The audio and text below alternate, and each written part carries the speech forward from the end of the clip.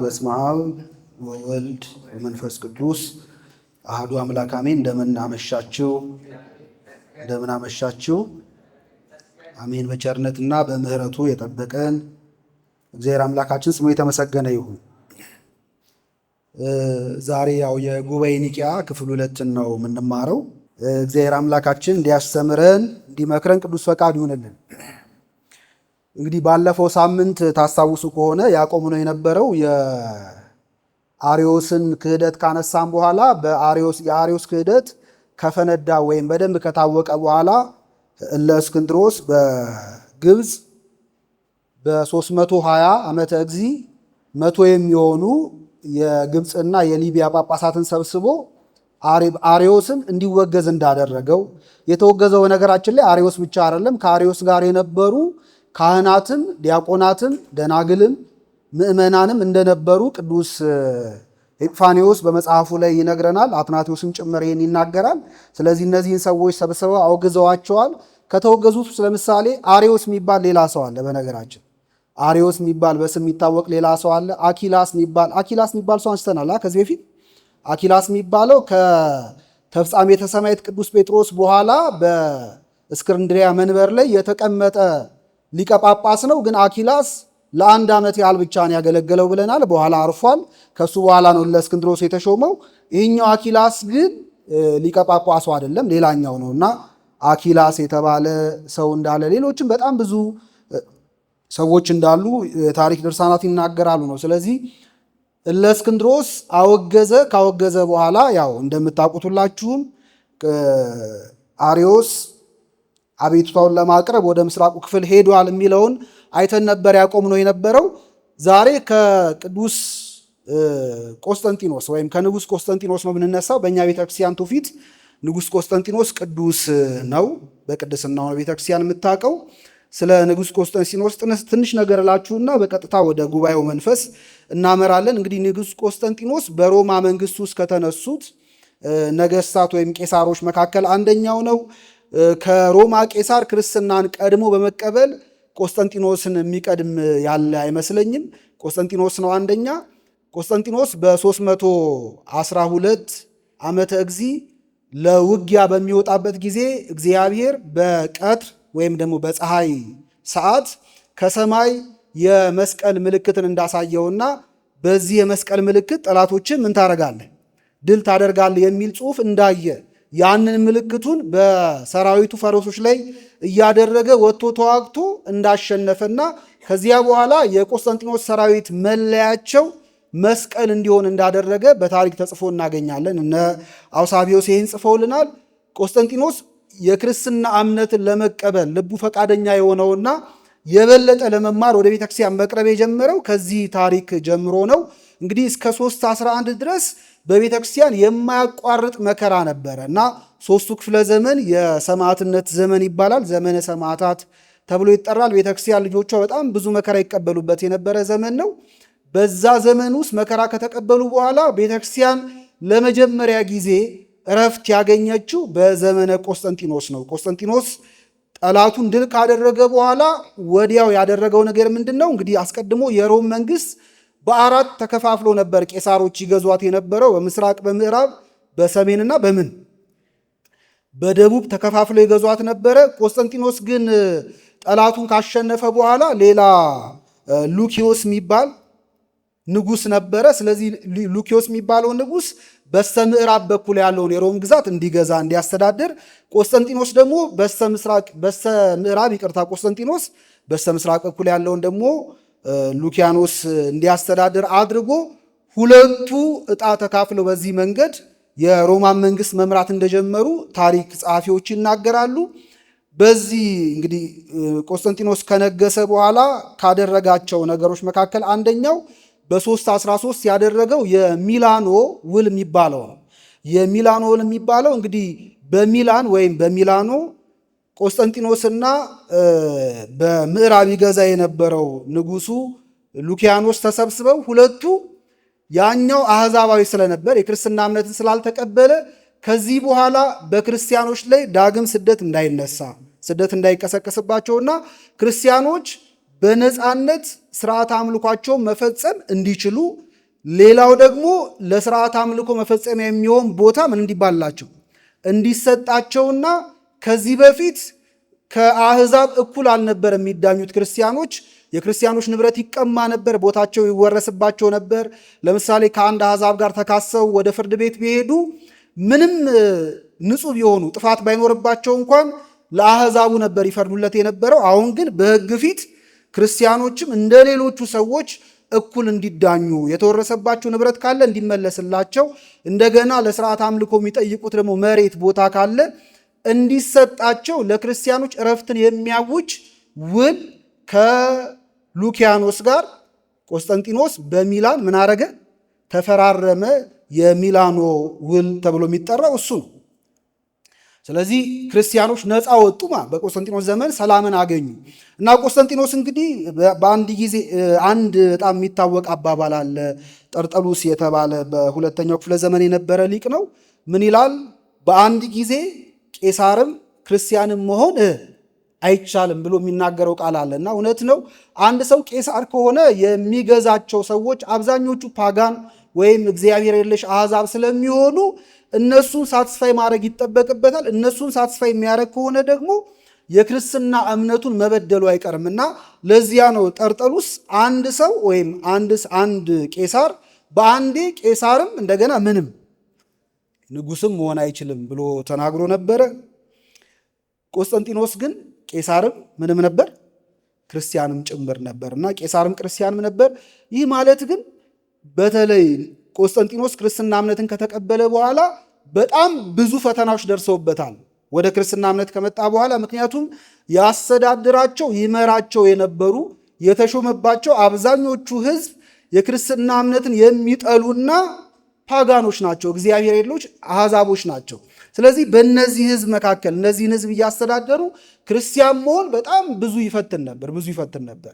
በኋላም ሉኪያኖስ የተባለው የምስራቁ ገዢ የቆስጠንጢኖስን ክርስቲያንነት ስላየ አንዳንድ አሕዛብን አነሳስቶ እኔ ለእናንተ ለአሕዛብ ክርስቲያን ላልሆናችሁት አርበኛ ነኝ፣ የእናንተ አስጠባቂ ነኝ የእምነታችሁ በማለት ቆስጠንጢኖስ ላይ ተነስቶበት እንደነበር እና በጣም ብዙ ክርስቲያኖችን እንደወጋ ብዙ ክርስቲያኖችን እንዳሰቃየ በታሪክ ተጽፎ እናገኘዋለን። እና ቆስጠንጢኖስ ክርስቲያን በመሆኑ ምክንያት የደረሱበት ፈተናዎች ነበሩ። ከነዚህ ሁሉ ፈተናዎች ጋር ግን አብሮ የክርስትናውን እምነት ለመጠበቅ ሞክሯል። በመጀመሪያዎቹ በተለይ የሚላኖ ውል ከተፈረመ በኋላ ባሉት የመጀመሪያዎቹ ክፍለ ዘመን ቆስጠንጢኖስ ክርስቲያኖች ከሌሎቹ አሕዛብ ጋር እኩል መብት እንዲኖራቸውና በነፃነት ሃይማኖታቸውን እንዲያመልኩ ነበር ለማድረግ የሞከረው። በኋላ ግን ከ10 ዓመት በኋላ ሉኪያኖስን ደግሞ ወግቶ ድል ካደረገውና ሙሉውን የሮማን ሙሉ መንግስት ማለት ነው ቆስጠንጢኖስ መቆጣጠር ከጀመረ በኋላ ደግሞ ለክርስቲያኖች ተጨማሪ መብቶች ተሰጥቷቸዋል። እሱ ብቻ አይደለም፣ የክርስትና እምነትን በራሱ እንደ ብሔራዊ ሃይማኖት አድርጎ ቆስጠንጢኖስ ሲቀበል ትመለከቱታላችሁ። ቤተክርስቲያን ከዚያ በፊት አግኝታ የማታውቃቸው በጣም ብዙ ፕሪቪሌጆች በቆስጠንጢኖስ ዘመን አግኝታለች። ለምሳሌ አብያተ ክርስቲያናት ሲታነጹ ከንጉሱ ካዝና በሚወጣ ገንዘብ ለቤተክርስቲያን በጣም ሰፋፊና አይን ላይ ያሉ ቦታዎች እንዲሰጧት ቤተክርስቲያን ህንፃ እንድታነጽ ማለት ነው። ሌላው ደግሞ መንግስት ከሚሰበስበው ግብር ላይ ደግሞ ቤተክርስቲያን የራሷ የተወሰነ ገቢ ከዛ እንድታገኝ ድርሻ እንዲኖራት ቆስጠንጢኖስ ፈቅዶ ነበረ። ካህናት እንዲከበሩ አድርጓል። እንግዲህ አስቀድሞ ካህናት ይናቁ ይሰደቡ ነበር በአሕዛብ። አሁን ግን ካህናትን ማክበር ብቻ ሳይሆን ካህናትን የሚሳደብ ሰው ምን የሚያደርግ ሰው የሞት ፍርድ ሁሉ ሊቀጣ እንደሚችል በትእዛዙ ላይ አስቀምጧል። እሱ ብቻ አይደለም፣ ቆስጠንጢኖስ ወደ ክርስትና እምነት መምጣቱ ወይም የክርስትና እምነትን መቀበሉ በጊዜው ሮማ ትተዳደርበት የነበሩ አንዳንድ ሕግጋትን ለማስተካከልና በክርስትና መንፈስ መልሶ ለመቃኘት ሁሉ ረድቶታል። ለምሳሌ ካስተካከላቸው ሕግጋቶቹ መካከል አንደኛው እስረኞች ላይ የነበረ በጣም የጭካኔ አሰራር ነበር። አንድ ወንጀለኛ ሰው ወንጀል ከፈጸመ በኋላ ሰውነቱ ወይም ፊቱ ላይ ምልክት ይደረግበት ነበር። ፊቱን ይጠብሱት ነበር። እየሰማችሁ ነው? እንዲህ አይነት ነገር በእኛም ነበር መሰል። ፊቱን ይጠብሱታል። ቆስጠንጢኖስ ወደ ክርስትና እምነት ከመጣ በኋላ ካስቀራቸው አጉር ልማዶች መካከል አንደኛው ወንጀል የፈጸሙ ሰዎች ፊታቸው በእሳት እንዳይል እንዳይጠበስ ምልክት እንዳይወጣባቸው አድርጓል። ለምን የሚለውን ሲያብራራ ሰው በእግዚአብሔር መልክና ምሳሌ ስለተፈጠረ በሰው ፊት ላይ እንደዚህ መጨከን አይገባም ብሎ ሲከላከል ታገኙታላችሁና ለቤተ ክርስቲያን በጣም በጣም መጠነ ሰፊ የሆነ በጣም ብዙ ጥቅም የምታገኝባቸውን መብቶች ሰጥቷታል ማለት ነው። በአንጻሩ ደግሞ አምልኮ ጣዖት በጣም እንዲገደብ ሙሉ ለሙሉ አታድርጉ ብሎ ባይከለክልም ግን ደግሞ አምልኮ ጣዖት እንዲነቀፍና በሌላ ስም እንዲጠራ አጉል የሆነ ልማድ እንደሆነ ክፉ የሆነ ልማድ እንደሆነ በሌላ ስም እንዲጠራና እንዲወገዝ ለማድረግ ሞክሯል። ለጣዖት መሰዋትንም አስቁሟል። እሱ ብቻ አይደለም፣ በአደባባይ የክርስቲያኖች በዓል እንዲከበር የአደባባይ በዓላት አሉ አይደል? እነዚህ በዓላት በነፃነት እንዲከበሩ አድርጓል። በሮማ መንግስት ጊዜ በተለይ ከቆስጠንጢኖስ በፊት 7ቱን ቀን ይሰሩና 8ኛውን ወይም እሁድን የገበያ ቀን ያደረጉት ነበር። በእሁድ ወጥተው ይነግዱ ነበር። ቆስጠንጢኖስ ግን ወደ ክርስትና እምነት ከመጣ በኋላ ግን በእሁድ ማንኛውም ሰው ወደ ንግድ እንዳይወጣና ነጋዴ እንዳይነግድ ሕግ ሰርቷል ማለት እንዳይነግድ ሕግ ሰርቷል። ስለዚህ ሰንበት ለማያምኑ ሰዎችም ቢሆን የእረፍት ቀን እንድትሆን ለሚያምኑ ሰዎች ደግሞ ስርዓት አምልኳቸው የሚፈጽሙበት ዕለት እንዲሆን አድርጓል ቆስጠንጢኖስ። እና እነዚህ ነገሮች በማን ዘመን ያገኘ ነው? መልሱ እንጂ በቆስጠንጢኖስ ዘመን ያገኘ ነው። ስለዚህ ቤተክርስቲያን ለ3 ክፍለ ዘመን በቄሳሮች በጣም ትፈተን ነበረ። በኋላ ግን ቄሳሩ ቆስጠንጢኖስ ወደ ቤተክርስቲያን ገባ። ቆስጠንጢኖስ ወደ ቤተክርስቲያን ቄሳሩ ወደ ቤተክርስቲያን በመግባቱ ምክንያት አሕዛብም እንደገና ሰይጣንም ደስ አላላቸውም። ሰይጣን አስቀድሞ ፍጡርን ማምለክ አለባችሁ እያሉ በሚረግጡና መከራ በሚያሳዩ በቄሳሮች በኩል ነበር ቤተክርስቲያን ይፈትናት የነበረው። አሁን ደግሞ ቄሳሩ ቤተክርስቲያን ከገባ በኋላ ደግሞ ሌላ የፈተና መንገድን ቀየሰ ለቤተክርስቲያን። ምን አደረገ? ቤተክርስቲያን ውስጥ ባሉና ሁሉን የፈጠረ ሁሉን አስገኝ የሆነውን እግዚአብሔርን ፈጣሪውን እንደ ፍጡር በሚያሳንሱ ደግሞ በውስጥ ከሃዲያን ቤተክርስቲያንን ሰይጣን ምን ማድረግ ጀመረ? ማመስ ጀመረ። የቀድሞ ፈተና ቄሳሮች ለጣዖት ስገዱ፣ ለፍጡር ስገዱ እያሉ ነበር ያስጨንቁ የነበረው። የአሁን ፈተና ደግሞ ሰይጣን በውስጥ ያሉ የሚያምኑ የተባሉ ደግሞ አንዳንድ ሰዎችን አስነስቶ የክርስቲያኖችን አምላክ የሁሉ አስገኝ ፈጣሪ የሆነውን ደግሞ እንደ ፍጡር አድርገው እንዲሰብኩና እንዲያስተምሩ እንዲህ አይነት ክደት እንዲያስነሱ በማድረግ ቤተክርስቲያንን ሊያናውጣትና ሊፈትናት ሞክሯል።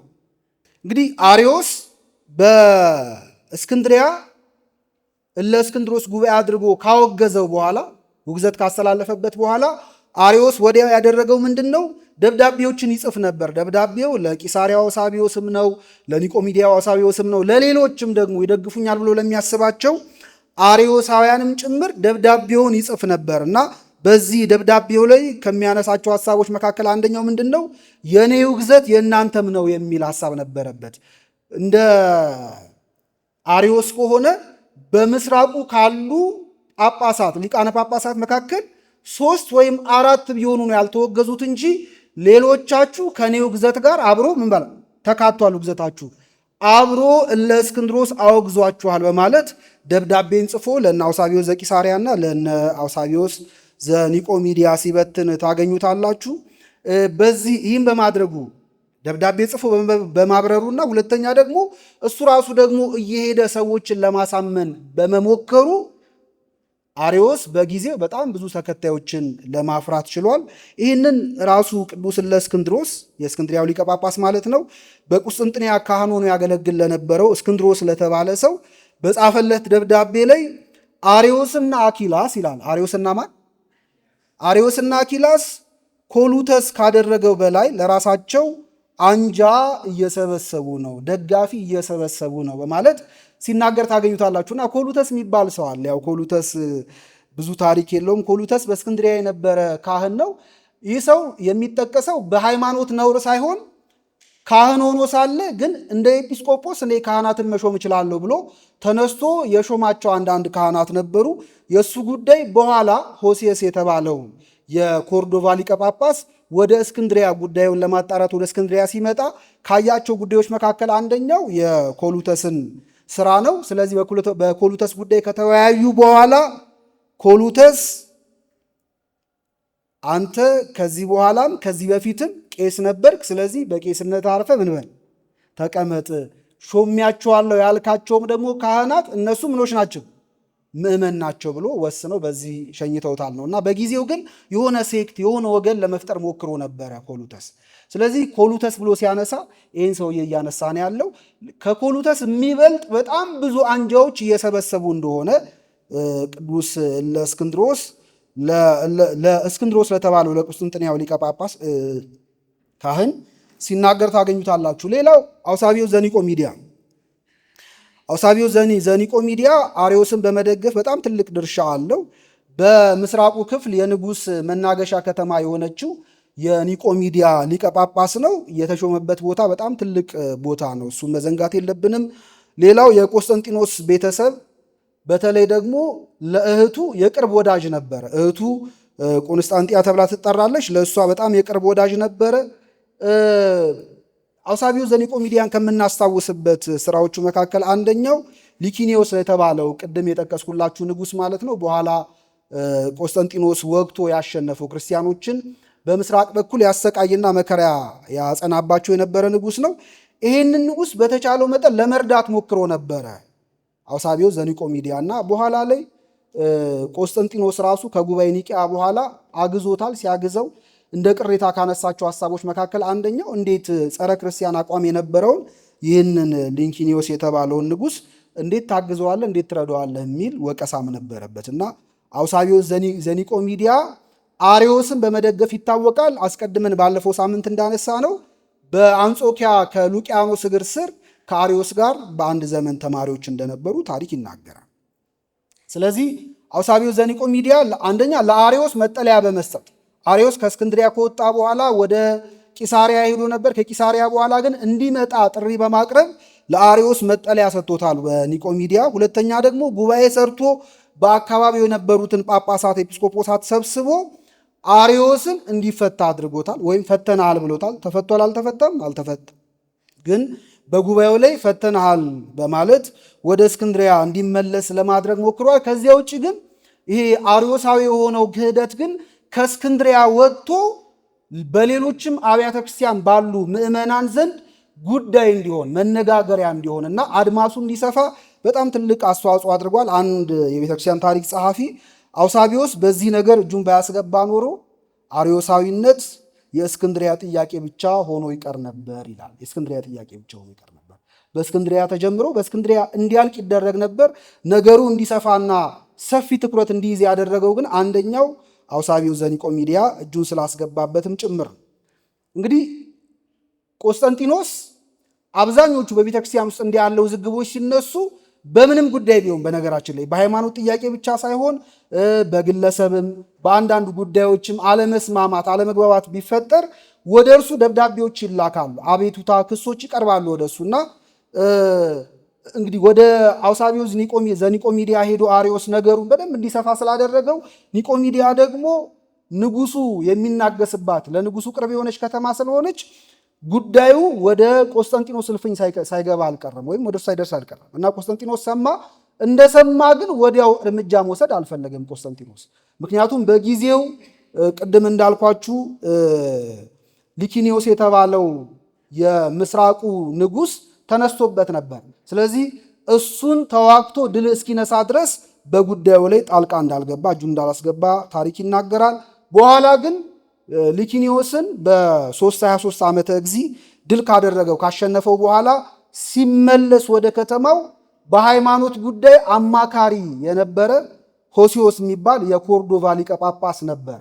ሆሲዮስ የኮርዶቫ ወይም በስፔን ውስጥ የምትገኝ ሀገር ነች። ስፔን አይደል? በስፔን ውስጥ የምትገኝ ሀገር ነች። የዛ ሊቀ ጳጳስ ነበር፣ የኮርዶቫ ሊቀ ጳጳስ ነበረ። ለንጉሱ በሃይማኖቶች ጉዳይ አማካሪው ነበረ። ስለዚህ ሆሲዮስን ወደ እስክንድሪያ ሄዶ ነገሩን በቶሎ እንዲቋጭ እንዲፈታ ደብዳቤ አስይዞ ላከው እና ሆሲዮስ ቅዱስ ነው በነገራችን ላይ። አትናቴዎስም ሌሎችም የቤተክርስቲያን አባቶች በጣም ታዋቂ እንደነበረ፣ በጣም በሃይማኖቱ የማይጠረጠር ጠንካራ እንደነበር፣ የተጋድሎ ሰው እንደነበር፣ ስለ እምነቱም ደግሞ መስክሮ መከራ እንደተቀበለ መስክረውለታል። እንደውም አትናቴዎስ ስለ ሆሴዕ ሲናገር ምን ይላል? ስራው እንደ ስሙ የሆነለት ይላል። ስራው እንደምን የሆነለት? ስሙ ሆሲዮስ ማለት ሆሲየስ ወይም ኦሲዮስ ማለት ቅዱስ ማለት። ስለዚህ ስራው እንደ ስሙ የሆነለት ማለት ስራው እንደ ስሙ ምንድን ነው ማለት? ቅዱስ ነው ማለት። ስራው እንደ ስሙ ቅዱስ ነው ይላል አትናቴዎስ። እና ሆሲዮስን ወደ ደብዳቤ አስይዞ ወደ እስክንድሪያ ልኮታል።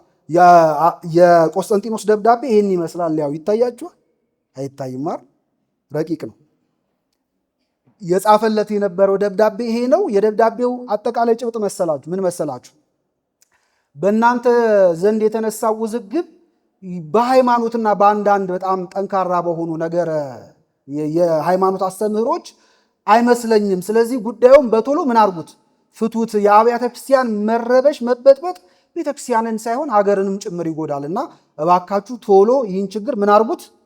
ፍቱት የሚል ለአርዮስም ለእለእስክንድሮስም ነበር ደብዳቤውን ጽፎ በሆሲየስ በኩል የላከላቸው ማለት።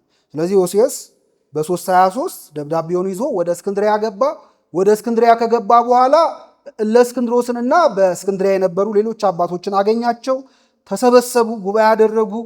ስለ አርዮስና አርዮሳውያን አስረዱት፣ በደንብ አስገነዘቡት። ስለዚህ ሲነግሩት ጉዳዩ የአስተዳደር ወይም የግለሰባዊ አለመስማማት እንዳልሆነ ገባው ሆሲዮስ ገብቶታል። ሆሲዮስ ጥፋቱ ያለው የአስተምህሮ መዛነፍ እያመጣ ያለው አርዮስ እንደሆነ ገባው። አርዮስ ደግሞ ወደ ቂሳሪያ ሄዶ የቂሳሪያውን አውሳቢዎስ አሳምኖና ጠበቃ እንዲቆምለት አድርጎ ነበር። ይህንን ነገር ጨምረው ስለነገሩት ሆሲዮስ እዚያ እስክንድርያ ሀገር በ23 ከሄደ በኋላ በ24 ደግሞ ወደ ቂሳሪያ በመሄድ የታልኳችሁ አንጾኪያ ማለት ወደ አንጾኪያ በመሄድ በአንጾኪያ ጉባኤ ካደረገ በኋላ አውሳቢዎስ ዘቂሳሪያን አወገዘው ማለት ማን? ሆሲዮስ አወገዘው አውሳቢዎስ ዘቂሳሪያን። ከዚያ በኋላ ወደ ንጉሱ በመመለስ ለንጉሱ ምን አይነት ችግር እንደተፈጠረ በደንብ ግልጽ አድርጎ አስረዳው። ሁኔታው አስተዳደራዊ ወይም ግለሰባዊ አለመስማማት ሳይሆን የአስተምህሮ ነው፣ የትምህርት ነው፣ የነገር ሃይማኖት ልዩነት ነው የተፈጠረው። ስለዚህ ይሄ አንድ ሊባል ይገባዋል ብሎ ለንጉሱ ነገረው። ወዲያው ንጉሱ ቆስጠንጢኖስ ከዚያ በፊት ተደርጎ የማይታወቅ በቤተክርስቲያን ታሪክ ለመጀመሪያ ጊዜ የተከወነውን ትልቁን ሰፊውን ኢኩሜኒካል ካውንስል ወይም ዓለም አቀፋዊ ጉባኤ እንዲደረግ ቦታ መርጦ፣ ቦታው መጀመሪያ የተመረጠው ቦታ እንቆራ ተብሎ ይታወቃል። ምን ይባላል? እንቆራ ተብሎ አንካራ ተብሎ የሚጠራው ቱርክ ነው የሚገኘው። አንካራ የኛ አባቶች እንቆራ ስለሚሉት እንቆራ ተብሎ የሚጠራው ቦታ ላይ እንዲደረግ ውሳኔ አስተላልፎ ነበር። በኋላ ግን ያ የተወሰነ ውሳኔ መልሶ ደግሞ ወደ ሌላ ቦታ ወደ ሌላ ስፍራ እንዲደረግ ንጉሱ መልእክት አስተላልፏል። የተቀየረው ቦታ ኒቂያ ወይም ኢዝኒክ ተብላ ትጠራለች። በአሁኑ ኒቂያ የሚባለውን ቦታ ተመርጧል። እንግዲህ ኒቂያ የተመረጠበት ራሱን የቻለ ምክንያት አለው። አንደኛ ኒቂያ በተለይ ከምስራቁ ክፍል ለሚመጡ ለብዙሃኑ አባቶች በየብስም በባህርም ለሚመጡ ሰዎች ለመጓጓዣነት ምቹ ነበረች። በምቾት ቶሎ የሚደረስባት ቦታ ስለነበረች ከዚህ አንጻር በምስራቅም በምዕራብም ላሉት የተመቸች ቦታ ስለነበረች ኒቂያ እንድትመረጥ አድርጓል። ሁለተኛ የአየር ጸባያም ጭምር ነው። ኒቂያ ከሌሎቹ አገራት ይልቅ ጥሩ የሆነ የአየር ጸባይ ነበራት። ሁለተኛ በእሱ ምክንያት መርጧል። ሶስተኛ ደግሞ ኒቂያ ለኒቆሚዲያ ወይም ለንጉሱ መናገሻ ከተማ በጣም ምን ነበረች? ቅርብ ነበረች። ስለዚህ ንጉሱ ጉዳዩን በቅርበት መከታተል ስለፈለገ ኒቂያ ላይ ጉባኤው እንዲደረግ አድርጓል።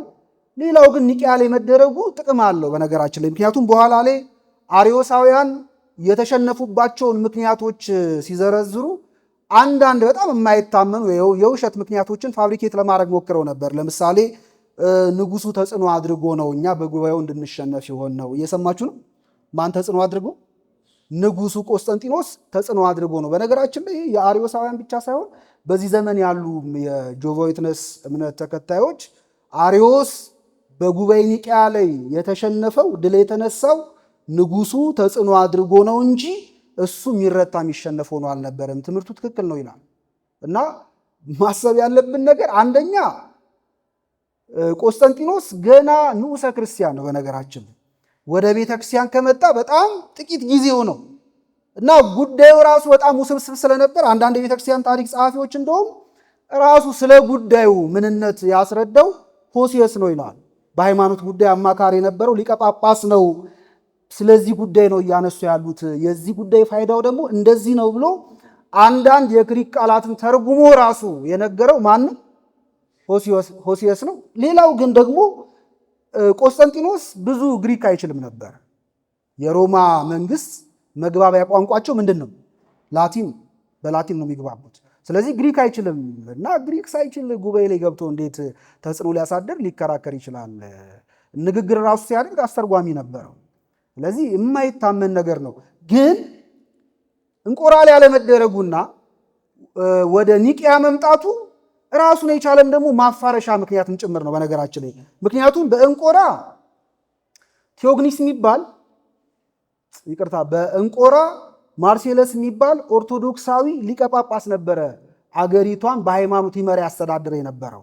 ስለዚህ ማርሴለስ የሚባለው ኦርቶዶክሳዊ ሊቀ ጳጳስ ባለበት በዛ አገር ውስጥ ጉባኤ ተካሂዶ ከዛ አርዮሳውያን ተሸነፉ ቢባል ኖሮ ይኸው እነሱ ራሳቸው ነው ጉዳዩን ቶሎ ለመጨረስ ለእነሱ በሚመቻቸው ከተማ እየሰማችሁ ነው። እነሱ ራሳቸው በሚገዙት በሚያስተዳድሩበት በሚያዙበት ከተማ ውስጥ ጉዳዩን ቶሎ ቋጭተው ዘጉት እንጂ በሌላ ቦታ ቢሆን ኖሮ አርዮስ አይሸነፍም ነበር የሚል ምክንያት ሊያቀርቡ ይችሉ ነበር። ስለዚህ ጉባኤው ራሱ የተካሄደው በኒቅያ ነው። የኒቅያው ደግሞ ሊቀ ጳጳስ ራሱ አርዮሳዊ ነው። ምናዊ ነው? አርዮሳዊ ነው። ስለዚህ በሜዳቸው ነው ማለት ነው የተፋለሟቸው አይደል? ነው አይደለም? በሜዳቸው ነው የተፋለሟቸው እና ጥበብ እግዚአብሔር ያለበትም ይመስላል ጉዳዩን ስንመለከተው እና በዚህ ምክንያት ወደ ኒቅያ ሊዞር ችሏል ማለት ነው። እንግዲህ ንጉሱ ለቤተ ክርስቲያን አባቶች ጥሪ አቅርበዋል። አውሳቢዎስ ሕይወተ ቆስጠንጢኖስ ብሎ በሚጠራው ስራው ላይ ስለ ቆስጠንጢኖስ ሕይወት በጻፈበት መጽሐፉ ላይ ደብዳቤውን ባይናገርም ግን የደብዳቤውን ይዘት ሲነግረን ንጉሱ የቤተ ክርስቲያን አባቶችን ሲጠራ የጠራው በአክብሮት ነው ይላል። በታላቅ አክብሮት። በምን አልኳችሁ? በታላቅ አክብሮት ከፍርሃት ጋር ነው ወደ ኒቅያ በቶሎ እንዲመጡ ጥሪ ያቀረበላቸው። ይኸውላችሁ ቆስጠንጢኖስ ጥሪ ሲያቀርብ ያቀረበው በሮማ ግዛት ውስጥ ላሉ ሊቃነ ጳጳሳት እና ኦርቶዶክሳውያን አባቶች ብቻ አይደለም፣ ወይም ሌሎቹም አይደለም። ከሮማ ግዛት ውጪ የነበሩ ለምሳሌ በፋርስ ለምሳሌ ከፋርስ የመጣ ዮሐንስ ዘፋርስ ተብሎ የሚታወቅ አባት አለ። ዮሐንስ ዘፋርስ ከፋርስ ነው የመጣው። ከሮማ ግዛት ውጪ ነበር ፋርስ። ከፋርስ የመጡ አሉ፣ ከጎት የመጡ አሉ። እንግዲህ የአሁኗ ጀርመን እንደማለት ነው። ከዛ የመጡ አሉ። እነ ቴዎፍሎስ ከጎት እንደመጡ ይናገራል። እና ጥሪው በዓለም ያሉ የክርስትና እምነትን እንቀበላለን የሚሉ አባቶች ሁሉ እንዲመጡ ጥያቄ የሚያቀርብ ነበር። ለዚያ ነው ኢኩሜኒካል ካውንስል ተብሎ የሚጠራ ወይም ዓለም አቀፋዊ ወይም ዩኒቨርሳል ካውንስል ተብሎ የሚጠራው ለዚያ ነው። በሮም ግዛት ውስጥ ብቻ ሳይሆን ከሮም ግዛት ውጭ ያለ አባቶች እንዲመጡ እንዲሰበሰቡ ስለተደረገ እንግዲህ ጉባኤው የተደረገበትን ቀን ስንመለከት ጉባኤው የተደረገበት ቀን ዓመተ ምሕረቱ በ325 ዓመተ እግዚ ነው። 325 ዓመተ እግዚ ነው። ዓመተ እግዚ ያው ታስታውሳላችሁ ይሄ በ325 ዓመተ እግዚ ነው የተጀመረው። ጉባኤው ግንቦት 20 ግንቦት ስንት አልኳችሁ?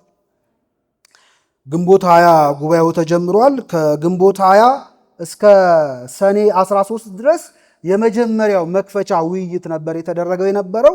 ከሰኔ 13 በኋላ ደግሞ እስከ ነሐሴ 25 ድረስ ጉባኤው ተካሂዶ ነሐሴ 25 ጉባኤው ምን አድርጓል?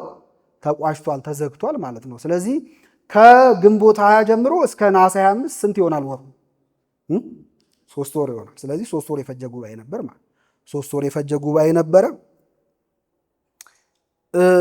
እንግዲህ ጉባኤውን በተመለከተ ይሄን ጉባኤ በተመለከተ ብዙ ሰዎች ቁጥሩን በተመለከተ የተለያዩ አይነት አመለካከቶች አሉ። ስንት አባቶች ተገኝተዋል በሚለው ላይ እንደ አጠቃላይ በጉባኤ ኒቅያ ላይ የነበሩት የጉባኤው ተሳታፊ ሰዎች በጣም ብዙ ነበሩ። በጣም ብዙ ነበሩ ማለት ለምሳሌ አውሳቢዎስ ቁጥር የላቸውም ይላል። በጣም ብዙ ነበሩ ይላል። አንዳንድ ጸሐፊዎች ከ1500 እስከ 2000 ድረስ ሰዎች ነበሩ ይላሉ። የኛ ሊቃውንት ደግሞ በፍትሐ ነገሥት ላይ ደግሞ 2448 አካባቢ ነበሩ። አጠቃላይ 2448 አካባቢ ነበሩ። ግን ከነዚያ ከተሰበሰቡት ውስጥ ደግሞ ርቱዓነ ሃይማኖት የነበሩት ሃይማኖታቸው የቀና የነበሩ ሰዎች ግን ስንት ናቸው? 318 ናቸው ይላሉ። የጳጳሳቱን ቁጥር በተመለከተ የተለያየ አስተያየት ይሰጣል። ለምሳሌ አውሳቢዎስ 250 ናቸው ይላል። 250 ናቸው ይላል። እነ ሶዞሜን እነ ሶቅራጥስ ደግሞ 300 320 ያደርጉታል። ቅዱስ አትናቴዎስ ግን 318 ነበሩ ይላል። 300 ስንት ነበሩ? ያው አትናቴዎስ ጉባኤውም ላይ ነበር አይደል? ከሌሎቹ ይልቅ የሱ ሚዛን ይደፋል አይደፋም? ይደፋል። ከአውሳቢዎስም የበለጠ አትናቴዎስን እናምነዋለን። ምክንያቱም አትናቴዎስ ኦርቶዶክሳዊ ስለሆነ ማለት የአትናቴዎስን እናምናለንና 318 እንደነበሩ ይናገራል። በእርግጥ 318 የሚለው በኋላም በምስጢር ደግሞ ለመፍታት የሞከሩ አሉ። በግሪኩ በተለይ 318 የሚለው ቃል የአንደኛ መስቀልን የሚወክል ነው። ሁለተኛ ደግሞ የክርስቶስ የመጀመሪያውን ፊደል ይወክላል። ስለዚህ ምስጢር አለው ይላሉ። ሌላው ግን 318ቱ ማን ነው? አብርሃም ነገስታተ ኮሎዶ ጎሞር የሚባሉ በተነሱ ጊዜ በጠላትነት ሎጥ ላይ በተነሱበት ጊዜ እነሱን ለመውጋት በቤት ውስጥ የሚኖሩ ቤት ውስጥ ያደጉ 318 የሚሆኑ ቤተሰቦቹን ይዞ ወጥቶ ተዋግቶ ነበረ። ኦሪት ዘፍጥረት ምዕራፍ 14 ቁጥር 14 ላይ ታገኙታላችሁ። ተዋግቶ ነበረ እና ይህንን የሐዲስ ኪዳን ሊቃውንት ሲተረጉሙት 318ቱ የ318ቱ ምን ሊቃውንት ምሳሌ ነው እንዲህ ብለው ተርጉሞታልና እና አምብሮስ ከዛ ጋር ማያይዘው ቁጥሩን ለማየት ለመተርጎም ይሞክራሉ። ዞሮ ግን በጉባኤው ላይ የነበሩት አባቶች 300 ስንት ናቸው? ርቱዓነ ሃይማኖት ተብለው የሚጠሩት አባቶች 318 ናቸው። 318 አካባቢ ይሆናሉ። ሌላው ስለ ጉባኤ ኒቅያ እንግዲህ ስናነሳ በጉባኤ ኒቅያ ላይ ከምዕራብ ይልቅ ምስራቃውያን አባቶች ነበሩ። በነገራችን ላይ በዙ የነበሩት ከምዕራቦቹ አንደኛ ሆሲዮስ ተብሎ የሚጠራው የኮርዶቫው ሊቀ ጳጳስ የንጉሱ የሃይማኖት አማካሪ አለ። ሁለተኛ ደግሞ ሰለባስተሪዮስ ተብሎ የሚጠራ የሮም ሊቀ ጳጳስ ነበር። እሱ ግን በጣም አረጋዊ ስለነበረ ወደ ጉባኤ መምጣት አልቻለም። መምጣት ስላልቻለ ግን ሁለት ካህናትን ወክሎ ልኮ ነበረ። ስለዚህ እነዚህ ሁለቱ ናቸው የተወከሉት የነበሩት። ሌሎቹ ግን አብዛኞቹ የምስራቅ አባቶች እንደሆኑ ታሪክ ስናነብ እንረዳለን። በጉባኤ ላይ የተገኙትን ኦርቶዶክሳውያን በጣም ባጭሩ ላስቃኛቸው። በጉባኤው ላይ የነበሩ ኦርቶዶክሳውያን ሊቃነ ጳጳሳት እለእስክንድሮስ ቅዱስ እለእስክንድሮስ የእስክንድርያ ሀገር ሊቀ ጳጳስ ነው። ኤዎስጣቴዎስ የሚባል አለ። የአንጾኪያው ሊቀ ጳጳስ ነው። ኤዎስጣቴዎስ በጉባኤ ኒቅያ ላይ በጣም ትልቅ ድርሻ ካላቸው አባቶች መካከል አንደኛው ነው። ድህረ ጉባኤ ኒቅያም ላይ በነበረው ትግል በጣም ትልቅ ድርሻ ነበረው ኤዎስጣቴዎስ፣ እናነሳዋለን። ኤዎስጣቴዎስ ከዛ ሆሲዮስ ዘኮርዶቫ ቅድም ያነሳውላችሁ፣ ማርሴለስ የእንቆራው ሊቀ ጳጳስ ማለት ወይም የአንካራው ሊቀ ጳጳስ ማርሴለስ፣ መቃሪዎስ ዘኢየሩሳሌም የኢየሩሳሌሙ ሊቀ ጳጳስ መቃሪዎስ፣ ፓታሞ ተብሎ የሚጠራ ደግሞ የሄራቅሊያ ሊቀ ጳጳስ ነበር። ፓታሞ በዘመነ ሰማዕታት ወይም ክርስቲያኖች መከራ በሚቀበሉበት ዘመን አንድ አይኑ ጠፍቶ ነበር። ምን አድርጎ ነበር? አንድ አይኑ ጠፍቶ ነበር። እንደውም በጉባኤ ኒቅያ ላይ አውሳቢዎስ ዘቂሳርያን ይጠይቀዋል። እንዴ አንተ በመከራው ጊዜ ሙሉ ሰውነት እኮ ይዘህ ነው የቆየኸው እና ክርስቲያኖች ሁሉ ስለ እምነታቸው መከራ ሲቀበሉ፣ በተለይ ደግሞ የቤተክርስቲያን መሪዎች፣ የምዕመናን ኃላፊዎች፣ እረኞች ስለ እምነታቸው ዋጋ ሲከፍሉ፣ እግራቸው ሲቆረጥ፣ እጃቸው ሲቆረጥ፣ አይናቸው ሲጠፋ፣ አንተ ግን ሙሉ አካል አለ እና ለጣዖት ሰውተህ ነው ወይ ብሎ ይጠይቀዋል። ምክንያቱም ፓታሞ አንድ አይኑን አጥቶ ስለነበር ማለት ነው። ፓታሞ ዘሄራቅሊያ ተብሎ የሚጠራው እሱ ነው። ሌላው ሊዮንቲየስ ዘቂሳርያ ተብሎ የሚጠራ አለ። ሊዮንቲየስ ዘምን አልኳችሁ? ዘቂሳርያ። ኒቆላዎስ ዘሀገረ ሜራ። ኒቆላዎስ በለጋስነቱ የሚታወቅ ነው። ታውቁታላችሁ። እዚህ ኒቆላዎስ ማለት የገና አባት ምናምን ተብሎ ዲስቶርት የተደረገው የእሱ ታሪክ ነው። ኒቆላዎስ በጉባኤ ኒቅያ ላይ ከነበሩ አባቶች መካከል አንደኛው ነው። በታናሿ እስያ ሜራ ተብላ ብትጠራ ቦታ ላይ ሊቀ ጳጳስ ሆኖ ያገለግል የነበረ ሰው ነው። በጣም ለጋስ የነበረ ሰው ነው። እሱም ነበረበት። ያዕቆብ ዘንጽቢን ደግሞ ሌላኛው። ያዕቆብ ዘንጽቢን ታውቁታላችሁ አይደል? የቅዱስ ኤፍሬም መምህር የነበረ አባት የነበረ ነው። ያዕቆብ ዘንጽቢን ገባሬ መንክራት ነበር። ታምራትን የሚያደርግ ነው። በነገራችን ላይ በጉባኤ ኒቅያ ላይ የተገኙት ኦርቶዶክሳውያን አባቶች አብዛኞቹ ሰውነታቸው በገርል የተቀጠቀጠ ከዚያ ደግሞ በዘመነ ሰማዕታት መከራ ከመቀበላቸው የተነሳ ሙሉ አካል የሌላቸው ግን ደግሞ ጸጋ እግዚአብሔር የፈሰሰባቸውና በጣም ግርማ ያላቸው የሚያስፈሩ ናቸው። ተአምር የሚያደርጉ አሉ። እየሰማችሁ ነው? ምን የሚያደርጉ? ተአምር የሚያደርጉ አሉ። በጣም በእውቀት የመጠቁ አሉ። እንደገና ደግሞ በትህርምት ሕይወታቸው ደግሞ የሚመሰገኑ የሚታወቁ የሚደነቁ አባቶች ነበሩ። ከነዚያ መካከል አንደኛው ያዕቆብ ዘንጽቢል ነው። ያዕቆብ ዘንጽቢል የትህርምት ሕይወት ነበረው እና ልክ እንደ ዱር አውሬ በጫካ ውስጥ ቅጠል እየበላ ነበር ይኖር የነበረው። ቅጠል እየበላ የሚኖር ራሱን የሚገዛ የነበረ ሰው። ሁለተኛ ገባሬ መንክራት ነው። ተአምር ያደርግ ነበር። ሙት እስከ ማስነሳት ጸጋ ነበረው። ሙት አስነስቷል። ይሄ ጸጋ ነበረው። ሌላው ግን በቤተክርስቲያን ከሚነሳበት ታሪኩ መካከል አንደኛውና ብዙ ሰው ላያውቀው ይችላል ብዬ ማስበው አሪዮስ ሆዱ ተዘርግፎ ነው አይደል ሞተ? ነው አይደለም?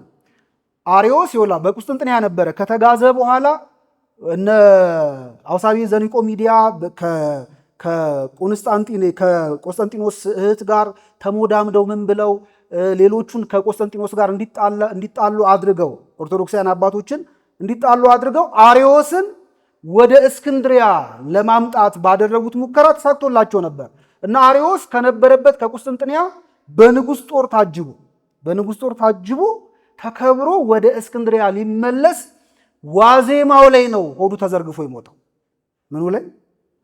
ዋዜማው ላይ ሆዱ ተዘረገፈና ይሄ ሆዱ ተዘርግፎ መሞቱን አቡነ ጎርጎርዮስም ይሄ ለቤተ ክርስቲያን የድል ምልክት ነበር ይላሉ። የምን ምልክት ነበር? ለቤተ ክርስቲያን የድል ምልክት ነበር። የአሪዮስም ደግሞ ትምህርቱ እውነተኛ ክህደት እንደሆነ እግዚአብሔር የማይቀበለው እንደሆነ ምልክት ማሳያም ጭምር ነበር ይላል እና አሪዮስ ሆዱ ተዘርግፎ ለመሞቱ ወይም ለመቀሰፉ የያዕቆብ ዘንጽቢን ጸሎት እንዳለበት ታሪኮች ይናገራሉ። ያዕቆብ ዘንጽቢን እሱ ብቻ ሳይሆን በእርሱ ዙሪያ የነበሩት ምዕመናን ሱባኤ እንዲይዙ አድርጎ ምክንያቱም እንግዲህ አሪዮስ በክብር ታጅቦ ወደ እስክንድርያ ገባ ማለት በጣም ከባድ ነገር። ስለዚህ ሱባኤ እንዲይዙ፣ እንዲጾሙ፣ እንዲጸልዩ ያደረገ እሱ ነበር። ጸሎቱን ይመራ የነበረው። በኋላ አሪዮስ በስተመጨረሻ ሊበላ ሲል ሆዱ ተዘርግፎ ሞቷል ማለት። ያዕቆብ ዘንጽቢን በዚህ ይታወቃል። ይሄ በ336 ዓመተ ጊዜ ነው የተከናወነው። ሌላው ጳውሎስ ዘቂሳርያ ተብሎ የሚጠራ አለ። ጳውሎስ ዘማን አልኳችሁ? ዘቂሳርያ ተብሎ የሚጠራ አለ። ጳውሎስ ዘቂሳርያ በዘመነ ሰማዕታት በጋለ ብረት ሰውነቱን እጆቹን በተለይ በጣም የተተኮሰ እና ጠባሳ የነበረበት አባት እንደሆነ ታሪኩ ይናገራል። ሌላው በብኑዳ ተብሎ የሚጠራ ደግሞ አባት አለ። በብኑዳ በፍኑቲየስ ተብሎ የሚጠራው በእንግሊዝኛ የኛ አባቶች በብኑዳ የሚሉት የግብፅ አባት ነው። በብኑዳ ደግሞ በጣም ብዙ ጸጋ የነበረው አባት ነው። በተለይ ስለ በብኑዳና ስፒሪዶን ስለሚባሉ የቆጵሮስ ሊቀ ጳጳስ ስፒሪዶን ስለሚባሉ ስለነዚህ ሁለት አባቶች ሩፊኖስ በቤተክርስቲያን ታሪክ መጽሐፉ ላይ ያነሳቸዋል። በተለየ እነሱን ያነሳቸዋል። አባ በብኑዳ ተአምር የማድረግ ጸጋ ነበረው። ሙታንን አስነስቷል። አጋንንት መናፍስትን የሚያሳድድ ነበር። ሕሙማንን የሚፈውስ ስባዎትን የሚተረትር እንደነበር ታሪኩ ይናገራል። ንጉሱ በጣም ይወደውና ያከብረው ነበር። ከተሰጠው ጸጋው ከቅድስናው የተነሳ ቆስጠንጢኖስ ይወደውና ያከብረው ነበር። ወደ ቤተ መንግስትም ቶሎ ቶሎ ያስጠራው ነበር። በነገራችን ላይ ቶሎ ያስጠራው ነበር። በመክስሚያኖስ ዘመን ዓይንና እግሩን አጥቶ ነበር። አንድ ዓይኑ ጠፍቶ አንድ እግሩ ተቆርጦ ነበርና ንጉሱ ይህንን ቅዱስ ከማክበሩ የተነሳ ሲያገኘው እየሰማችሁ ሲያገኘው የጠፋ ዓይኑን ይሳለመው ነበር። ምን ያደርገው ነበር? ይሳለመው ነበር። እና እንዲህ አይነት ቅዱስ አለ ነው። እንዲህ አይነት ቅዱስ ነበር። ይህ የሚነግረን ሩፊኖስ ነው። ሌላው ግን ስፒሪዶን ተብሎ የሚጠራው ደግሞ የቆጵሮስ አገር ሊቀ ጳጳስ የነበረ ነው። ይህ አባት ከሌሎቹ ልዩ የሚያደርገው ወደ ኤጲስቆጶስነት ሹመት የመጣው ከእረኝነት ነው። አስቀድሞ እረኛ ነበረ። ወደ ኤጲስቆጶስነት ሹመት ከመጣ በኋላም ደግሞ እረኝነቱን አልተወም። ብዙ አልተማረም። በጣም የዋህና ቅድስና ግን የነበረው አባት ነው። እረኛ ነው ብያችኋለሁ። እንደውም ከተአምራቶቹ መካከል ከዕለታት አንድ ቀን በጎቹን በሚያኖርበት በረት ውስጥ ሌቦች ገብተው ሊሰርቁ ማለት እና ከገቡ በኋላ ግን እነዚህ ሌቦች ባላወቁት ሁኔታ በማያዩት ረቂቅ ገመድ ታሰሩ፣ መንቀሳቀስ አልቻሉ እና ስፒሪዶን አገር ሰላም ብሎ ጠዋት ወደ በረቱ ሲገባ እነዚህን ሰዎች ታስረው ያገኛቸዋል። እየሰማችሁ መንቀሳቀስ አይችሉም፣ መላወስ አይችሉም። በኋላ ጸልዮ ከታሰሩበት እስራት እንዲፈቱ አድርጎ እንዳያፍሩ ደግሞ መጥተው ባዶ እጃቸውን እንዳይመለሱ እንዳያፍሩ አውራ በግ መርጦ ሰጥቶ እንደሸኛቸው ታሪኩ ይናገራል። እሱ ብቻ ግን አይደለም። ሌላው ሄራኒ የምትባል ልጅ ነበረችው። ማን የምትባል? ሄራኒ የምትባል ልጅ ነበረችው እና ይቺ ልጅ በኋላ ሞታለች እና ከሞተች በኋላ አንድ ነጋዴ በአደራ መልክ የሰጠው ገንዘብ ነበረ እና ያንን ገንዘብ ለእሱ አስቀምጪ ብሏት አስቀምጣ ያስቀመጠችበትን ቦታ ሳትነግረው ምን አድርጋለች? ሞታለች እና ያ ነጋዴ መጥቶ ብሩን አምጣ። ስለዚህ ይህ አባት ወደ ልጁ መቃብር ሄደና ጸልዮ እኔ የምልሽ ብሩን የት ነው ያደረግሽው አትነግሪኝም ወይ ብሎ ጠይቆ ያስቀመጠችበትን ቦታ ነግራው ለባለቤቱ ብሩን ምን አድርጎለታል? መልሶለታል። እና እንዲህ አይነት ተአምር የሚያደርጉ ታላላቅ የቤተክርስቲያን አባቶች የተገኙበት ጉባኤ ነበረ። ስፒሪዶን በዚህ ብቻ ሳይሆን ጉባኤው ላይ በነበረ ክርክርም ደግሞ ይሄ ስለ ሶስትነትና ስለ አንድነት ምስጢር በተአምራት ጉዳዩን ካብራራው አባቶች መካከል አንደኛው ነው። አንስቶ ብረቱን በመምታት አንድ ጊዜ አፈር ሲያደርገው፣ አንድ ጊዜ እሳት እንዲወጣ ሲያደርገው፣ አንዴ ደግሞ ነፋስ እንዲወጣ በማድረግ አንዱ ዕቃ ላይ እነዚህ ሶስት ነገሮች እንደተገኙ እግዚአብሔርም አንድ ሲሆን ስንትነት፣ ሶስት ደግሞ ሲሆን አንድነትም አለው በማለት በዚህ መንገድ ለማስረዳት የሞከረ አባት ነውና እነዚህ በጉባኤ ኒቅያ ላይ የነበሩ በጣም ግርማቸው የሚያስፈራ ትልልቅ ሊቃነ ጳጳሳት ናቸው ማለት። ከዚያ በኋላ ደግሞ በዲያቆናት በካህናት ደግሞ በጣም ብዙ አሉ። ከዲያቆናት መካከል አንደኛው ሁላችሁ የምታውቁት አትናቴዎስ ነው። ቅዱስ አትናቴዎስ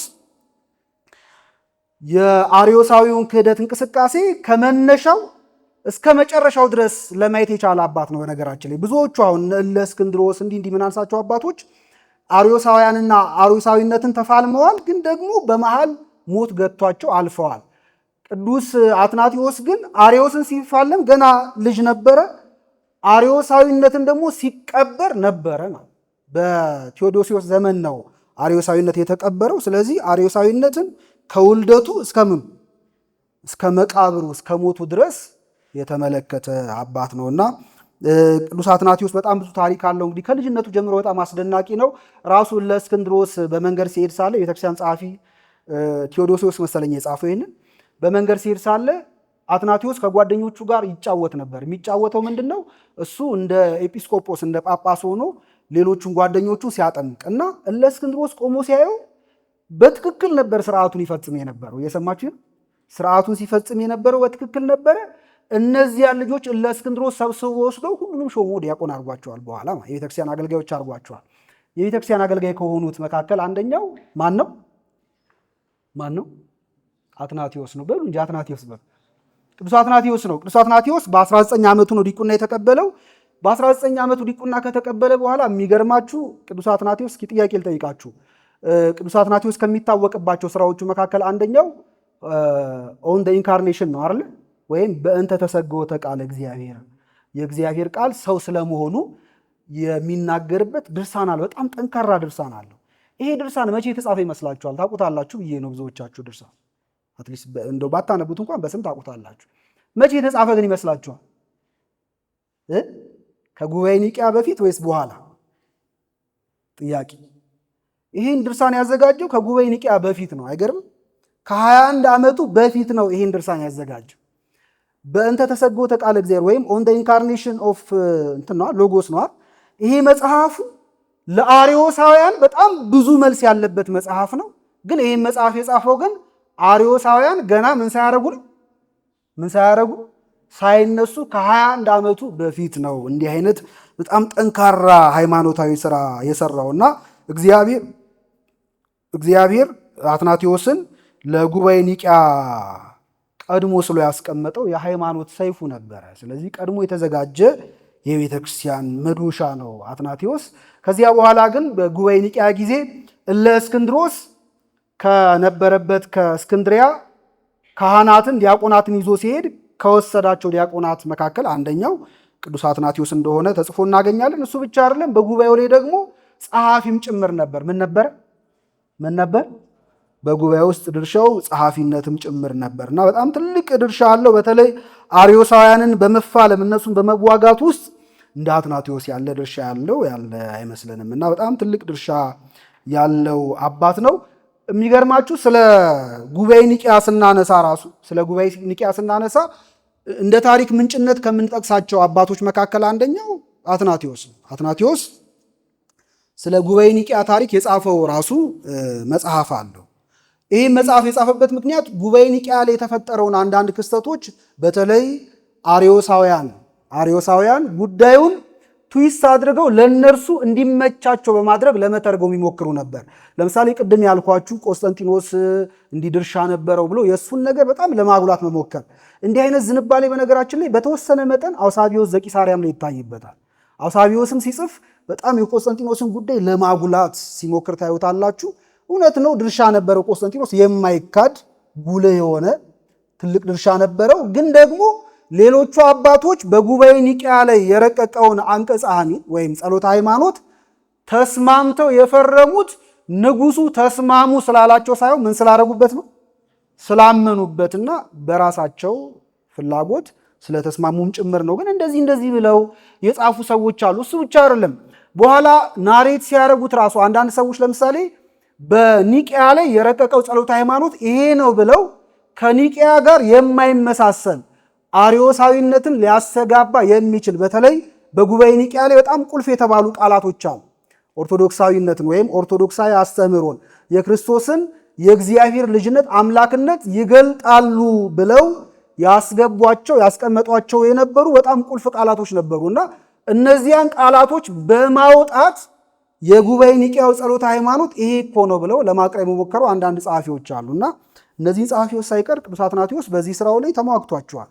በጉባኤ ኒቂያ ላይ ለምሳሌ ሲግኒቸርም ስለነበረው የአባቶች ማለት ፊርማም ስለነበረው በጉባኤ ኒቂያ ላይ ለምሳሌ በአንቀጸ አሚኑ ላይ ዓመተ ምሕረት ቀን አልተጻፈም። ስለዚህ ይሄ ኮፒ ትክክል አይደለም ይል ነበር። እየሰማችሁ ምን አይደለም ትክክል አይደለም እያለ ፊልትሬት ለማድረግ ይሞክር ነበር እና ለታሪክ ማጣቀሻ የሚሆን በጣም ጥሩ ስራ ከሰሩልን አባቶች መካከል አንደኛው ነው። አትናቴዎስ ራሱም ደግሞ የጉባኤው የአይን ምስክርም ጭምር ነው።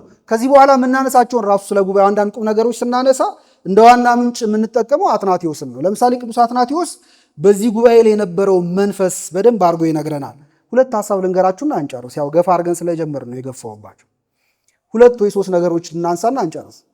እንግዲህ ጉባኤ ኒቂያ በ325 በግንቦት 20 ነው የተጀመረው ብያችኋለሁ።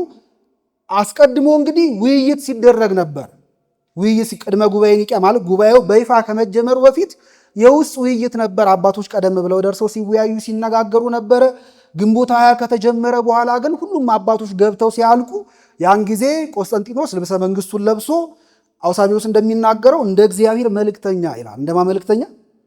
እንደ እግዚአብሔር መልእክተኛ ወርቅ ለብሶ በወርቅ ተሸፍኖ በከበሩ ማዕድናት አጊጦ ግን ደግሞ በትህትና ተሸልሞ ይላል። በምን ተሸልሞ? በትህትና ተሸልሞ በታላቅ ክብር ወደ አዳራሹ ገባ ይላል። እንግዲህ ጉባኤ ኒቂያ ሲደረግ የመጀመሪያው የመክፈቻ ጉባኤ የተደረገው በንጉሱ ቤተ መንግስት ውስጥ ባለ እልፍኝ ነው የተካሄደው። ስለዚህ ወደዛ እልፍኝ ንጉሱ ሲገባ በክብር እንደ እግዚአብሔር መልእክተኛ ሆኖ ነበር የገባው የነበረው። እንደ ጳጳሳቱም ሊቃነ ጳጳሳቱም አባቶችም ሌሎቹም ሰዎች ተነስተው ቆስጠንጢኖስን የክብር አቀባበል አድርገውለታል። ቆስጠንጢኖስ ምንም ንጉስ ቢሆን፣ ምንም ወርቅ ቢደርብ፣ ምንም ከፍ ያለ ዙፋን ቢዘጋጅለትም አባቶችን ግን በትህትና ሆኖ የሚያናገር ብቻ ሳይሆን በመካከላቸው ሲያልፍ ይላል። ይህ የሚለው አውሳቢዎስ ነው። በመካከላቸው ሲያልፍ አንገቱን ቀና አድርጎ አይኑን ቀና አድርጎ እንኳን ለማየት አይደፍርም ነበር። አንገቱን አቀርቅሮ መሬት እያየ ነበር ይሄድ የነበረው። እየሰማችሁን? ከዚያ ወደ ዙፋኑ ከደረሰ በኋላ እንዲቀመጥ ምልክት ሲያሳዩት ሊቃነ ጳጳሳቱ ተቀመጠ። እሱ ሲቀመጥ የእሱን መቀመጥ ተከትለው አብረው ምን አረጉ? መልስ እንጂ ተቀመጡ። ከተቀመጡ በኋላ የጉባኤውን መክፈቻ እና የምስጋና ንግግር ያደረገው ኤዎስጣቴዎስ ዘአንጾኪያ እንደሆነ አንዳንድ የታሪክ ጸሐፊዎች ይናገራሉ። እንግዲህ ሶስት ሐሳቦች ይቀርባሉ። ኤዎስጣቴዎስ ነው የሚሉ አሉ፣ እለእስክንድሮስ ነው የሚሉ አሉ። አይ ለእስክንድሮስ አይደለም ኤዎስጣቴዎስም አይደለም አውሳቢዮስ ነው የሚሉም አሉ። አውሳቢዮስ ዘቂሳርያ ማለት ነው። አውሳቢዮስ ነው ካሉት መካከል አንደኛው ራሱ አውሳቢዮስ እኔ ነኝ ያለው ማለት ነው። እና እንደዚህ ብለው ብቻ አስተያየት ይሰጣሉ። ዞሮ ዞሮ በጉባኤው ላይ የመክፈቻ ንግግር ተደረገ። የመክፈቻ ንግግሩ የተደረገው እናመሰግናለን፣ በአንተ ዘመን ቤተክርስቲያን ሰላም አግኝታለች። አሁንም ደግሞ ስለ ሃይማኖት ገዶ በዓለም ያሉ አብያተ ክርስቲያናት ሁሉ ስንት እንዲሆኑ አንድ እንዲሆኑ አንድነታቸው እንዲጠበቅ እንዲህ አይነት ጉባኤ ስላዘጋጀህልን እናመሰግናለን፣ መንግስትን ያጽናል ብለው አመሰገኑት። መመስገን አለበት ቆስጠንጢኖስ። ምክንያቱም በነገራችን ላይ ሎጂስቲኩን እሱ ነበር የያዘው ነበር ማለት ከተለያየ ክፍለ ሀገር ከተለያዩ ዓለማት የሚመጡ ጳጳሳት መጓጓዣ እንዳይቸግራቸው መጓጓዣ የላከላቸው ማን ነው? መልሱ እንጂ ቆስጠንጢኖስ ነው። በቅሎም አህያም ለጭነት የሚሆኑ እንስሳትን የሚሄዱበትን መርከብ እነዚህ ነገሮች ሁሉ ያዘጋጀላቸው እሱ ነው። ወደ ኒቂያም ከመጡ በኋላ 3 ወር በጉባኤ ሲቀመጡ ምግባቸውን ቀለባቸውን ሁሉ ያቀርብ የነበረው ራሱ ንጉሱ ነው። እና ይሄ ቀናነት ይፈልጋል አይፈልግም? ለዚያ ነው የኦርቶዶክስ ጠበቃ ዲፌንደር ተብሎ ይጠራል። ማን ነው? ቆስጠንጢኖስ። እና የቆስጠንጢኖስን ስራ የሚሰሩ ሰዎች ሁሉ ይሄኛው ክብር ነው ያላቸው፣ እንደ ቆስጠንጢኖስ አይነት ክብር ነው የሚኖራቸው። እና ስለዚህ ስራው አመሰገኑት። ከዛ ቆስጠንጢኖስም ተነስቶ አጠር ያለ የእንኳን ደህና መጣችሁ መልእክት አስተላለፈ። በእናንተ መካከል ዛሬ በመገኘት ደስ ብሎኛል። ስለዚህ የታሰበውንና እንዲሳካ የምንፈልገውን የቤተክርስቲያንን አንድነት እንደው ቶሎ እንዲሳካ እንድታደርጉት ተስፋ አደርጋለሁ ብሎ ለአባቶች ይህን ስራ እንዲሰሩ ኃላፊነት አደራን ሰጣቸውና ንግግር አድርጎ ተቀመጠ። ንግግር አድርጎ ከተቀመጠ በኋላ ግን ወዲያው ውይይት ሲጀመር ያን ጊዜ መካሰስና ጠብ በዛበት እና በጣም መካሰስና ጠብ ሲበዛበት መልሶ ቆስጠንጢኖስ አስቆሙ። እየሰማችሁን? አስቆመውና ለምንድን ነው የምትካሰሱት? እናንተ ለምን እንዲህ ትሆናላችሁ? አትካሰሱ፣ ከዚህ በኋላ እንዲህ አትበሉ፣ መፍትሄ ስለሆነ ከጉባኤው የሚያስፈልገው እንዳትካሰሱ ብሎ እስከዚያ ጉባኤ እስከሚደረግበት ድረስ ወደ እሱ ይላኩ የነበሩ የቅሬታና የክስ ደብዳቤዎች ነበሩ። እነዚያን ደብዳቤዎች ሁሉ ሰብስቦ ካስመጣ በኋላ እዛ ጉባኤ በአባቶች ፊት እንዲቃጠል አደረገው። እየሰማችሁን? ምን እንዲቃጠል አደረገውና ተስማምታችሁ ሳትፈራረዱ ተወያዩ ብሎ አሰናበታቸው። ከዚያ በኋላ ሁለተኛው ሶስተኛው ቀን ከቤተ መንግስቱ ወጥቶ በእመቤታችን ስም በታነጸ ቤተክርስቲያን ውስጥ ነው ጉባኤው ይከናወን የነበረውና እዛ በጣም ሰፊ ውይይቶች ተደርገዋል። ዛሬም አፋፉን የዞር ነው አይደል? ኒቂያ እንደዚህ ነው የተሽከረከር ነው ዙሪያውንና የሚቀጥለው ሳምንት ስንገናኝ በጉባኤ ኒቂያ ላይ የተነሱ ክርክሮች ምን ነበሩ? ይኸውላ ዝርዝሩ እንትና እንዲህ አለ እንትና እንዲመለሰ የሚል ዝርዝር ነገር ብዙ አልተጻፈልም። ግን በጉባኤ ኒቂያ ላይ ግን የነበሩ ዋና መከራከሪያ ሀሳቦችንና ግሩፖቹ እነማን ናቸው የሚለውን ግን በተለይ ቅዱስ አትናቴዎስ በደንብ አድርጎ ነግሮናል። ጉባኤ ኒቂያ ላይ የነበሩ ግሩፖች አሉ፣ ሴክቶች ነበሩ፣ ወገኖች ነበሩ። አንደኛ ኦርቶዶክሳውያን አሉ፣ ቅድም የነገርኳችሁ። ሁለተኛ ኦርቶዶክሳውያን ማለት ርቱ ሃይማኖት የነበራቸው፣ ኦርቶዶክስ የሚለው ከዚህ ጉባኤ በኋላ ስለወጣ ማለት ርቱ ሃይማኖት የነበራቸው አባቶች ነበሩ። ሁለተኛ ደግሞ አርዮሳውያን ነበሩ። ሶስተኛ ደግሞ በመካከል ላይ የሚዋዥቁ ሰዎች ነበሩ እና ይሄ ፖለቲካዊ በሆነ አገላለጽ እና አብራራው ካልን ይህን ጉዳይ በቀኝ ኦርቶዶክሳውያን ወይም ርቱዓን ሃይማኖት የሆኑ አባቶች፣ በግራ ደግሞ አርዮሳውያን፣ ከዚያ ቀኝ ዘመም እየሰማችሁ ነው። ምን ዘመም አልኳችሁ? ቀኝ ዘመም ደግሞ አውሳቢዮስ ዘቂሳርያ ለኦርቶዶክሳውያኑ ቀረብ የሚል ግን ወደዛም ደግሞ ለመሄድ የሚፈልግ ግን ደግሞ ትምህርቱም የሚናገረው ነገር ሁሉ ለማን የሚቀርብ ለኦርቶዶክሳዊ አስተምህሮ የሚቀርብ አውሳቢዮስ አለ። ከዚያ ግራ ዘመም ደግሞ አውሳቢዮሳውያን ብሎ አትናቴዎስ የሚጠራቸው ሰዎች አሉ። አውሳቢዮሳውያን ብሎ የሚጠራቸው ከ12 እስከ 15 የሚደርሱ ጳጳሳትን ነው። እነዚህ ጳጳሳት ከላይ ሲታዩ የቀና ሃይማኖት ያላቸው ወይም የሚያምኑ ይመስላሉ። ውስጣቸው ግን አርዮሳዊ በሆነ ጽርፈት ወይም ስድብ፣ ክህደት የተሞላ ነው። አርዮስን በስውር ይደግፉ የነበሩ ሰዎች ናቸው። እነዚህ መሪያቸው አውሳቢዮስ ዘኒቆሚዲያ ይባላል፣ ቅድም የነገርኳችሁ። ከሱ በታች ደግሞ ቴዎናስ፣ ቴዎግኒጠስ እንደዚህ ብለን የምንዘረዝራቸው በጣም ብዙ አሉ፣ ከ12 እስከ 15 የሚደርሱና እነሱ ደግሞ ግራ ዘመም ናቸው። እየሰማችሁ ነው። ስለዚህ ውይይቱ ክርክሩ ይደረግ የነበረው በእነዚህ ሰዎች መካከል ነው። ስለዚህ የሚቀጥለው ሳምንት ላይ ስንገናኝ ምን ተነስቶ ነበረ? የሚገርማችሁ እኛ አሁን ጸሎት ሃይማኖትን የምናውቀው በጉባኤ ኒቂያ ላይ የመጨረሻው የጸደቀውን ነው አይደል አንቀጸ አሚን የምናውቀው።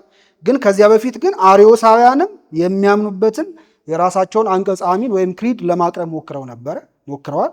ከዛ በኋላ ደግሞ አውሳቢዎስ ዘቂሳርያ ያቀረበው አለ። አውሳቢዎስ ዘቂሳርያ ያቀረበው ላይ ነው የተወሰነ እርማት ተደርጎበት ቤተክርስቲያን በዓለም አቀፍ ደረጃ እንድትጠቀምበት የተደረገው እና ምንድን ነበር ያቀረቡት፣ መከራከሪያቸው ምን ነበር የሚለው የሚቀጥለው ሳምንት ስንገናኝ እንማራለን። ከሱ ጋር አብረን ከቻልን ከጉባኤ ኒቂያ በኋላ የነበረውን ደግሞ የአርዮሳውያንን እንቅስቃሴ በአጭሩ ምን ይመስል ነበር የሚለውንም አብረን እንዳስሳለን። ያስተማረን የመከረን አምላካችን ስሙ የተመሰገነ ይሁን።